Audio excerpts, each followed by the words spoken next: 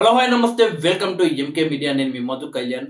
వైఎస్ఆర్సీపీ అధికారంలో ఉన్నప్పుడు శ్రీరెడ్డి చేసిన ఏషాలు అంతా ఇంత కాదు.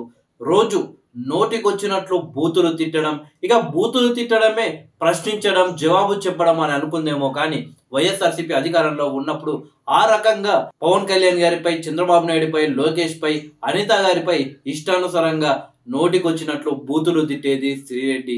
ఇక కేవలం రాజకీయాల్లో ఉన్న ఆ వ్యక్తుల గురించే కాకుండా ఆ వ్యక్తుల ఇంట్లో వాళ్ళని కూడా సోషల్ మీడియాలో ఇష్టం వచ్చినట్లు బూతులు తిట్టేది. ఇక ఆ యొక్క రెడ్డి కులానికి జగన్మోహన్ రెడ్డి గారే దేవుడు అన్నట్టు, జగన్మోహన్ రెడ్డి గారికి అత్యంత భక్తురాలు శ్రీరెడ్డి అన్నట్లు ప్రవర్తించడం జరిగింది.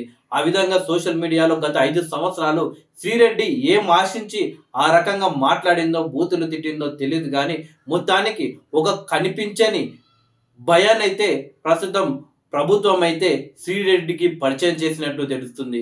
శ్రీరెడ్డిని అయితే ఇప్పటి వరకు అయితే పోలీసులు అరెస్ట్ చేయలేదు.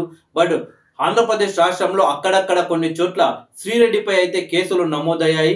ఇప్పటికే గత వైసీపీ ప్రభుత్వంలో ఎవరెవరైతే ఎగిరెగిరి పడ్డారో, ఎవరెవరైతే వాళ్ళ హద్దులు దాటి నోటికొచ్చినట్లు కుటుంబ సభ్యుల్ని, రాజకీయాల్లో ఉన్న వ్యక్తుల్ని అయితే దూషించారో, అనవసరంగా ఫోటో మార్ఫింగ్ చేసి ఈ రకమైన సోషల్ మీడియాలో దాడులకు పాల్పడ్డారో అలాంటి వ్యక్తులను అయితే ఏపీ పోలీసులు అయితే అరెస్ట్ చేస్తున్నారో ఆ లిస్ట్ లో అయితే శ్రీరెడ్డి గారు కూడా ఉండడం జరిగింది.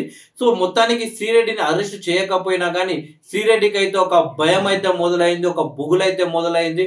సో దాంతో ఇన్నాళ్ళు 5 సంవత్సరాలు సోషల్ మీడియాలో ఎగిరెగిరి పడ్డ శ్రీరెడ్డి ఎట్టకేలకు సోషల్ మీడియాలో క్షమాపణ చెబుతుంది. ముఖ్యంగా నారా లోకేష్ గారిని అయితే అన్నయ్య అంటూ, లోకేష్ గారు అంటూ నన్ను క్షమించండి, నేనేదో తెలియక చేసిన, మా కుటుంబం గురించి అని ఆలోచించి నన్ను క్షమించండి అని చెప్పేసి ఆమె కోరుతుంది. గత ప్రభుత్వంలో వైసీపీ ప్రభుత్వంలో పప్పు అని లోకేష్ గారిని అనడం జరిగింది. సో ఇప్పుడు అలాంటి వ్యక్తినే అన్నయ్య అంటూ, కాపాడండి లోకేష్ బాబు గారు అంటూ, మీరు చాలా మంచి వాళ్ళు, మీరు మీ గురించే కాకుండా ప్రజల గురించి మంచిగా ఆలోచిస్తారు. సో మా కుటుంబాల యొక్క పేద మధ్యతరగతి కుటుంబాల గురించి మీకు తెలుసు, మీరు ఎక్కువగా ఆలోచిస్తారు వాళ్ళ గురించి, కాబట్టి మీరు నా గురించి కూడా ఆలోచించి కొంచెం అర్థం చేసుకోండి.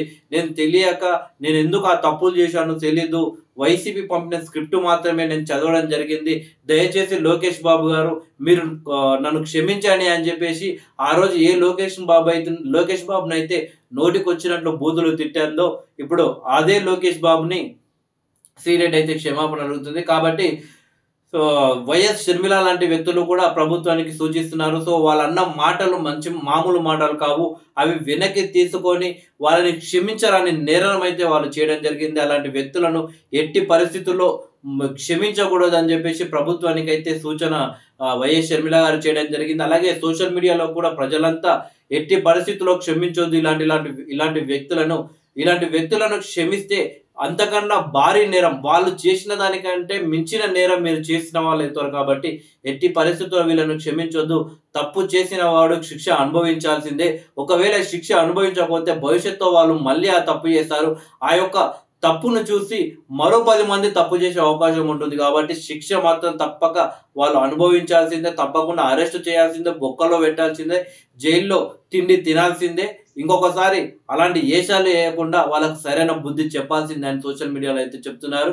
నిజంగా లోకేష్ గారు ఈ రకంగా కనిపించకుండా వైఎస్ఆర్సీపీ నాయకులకు, కార్యకర్తలను భయపెట్టిస్తున్నారంటే మామూలు విషయం కాదు. అప్పుడు పప్పు అన్నారు, ఇప్పుడు ఫైర్. లోకేష్ అంటేనే ఫైర్, అర్థమైంది అనుకుంటా. అందుకే గజ గజ గజ గజ వణుకుతున్నారు ఇప్పుడు వైసీపీ నాయకులు.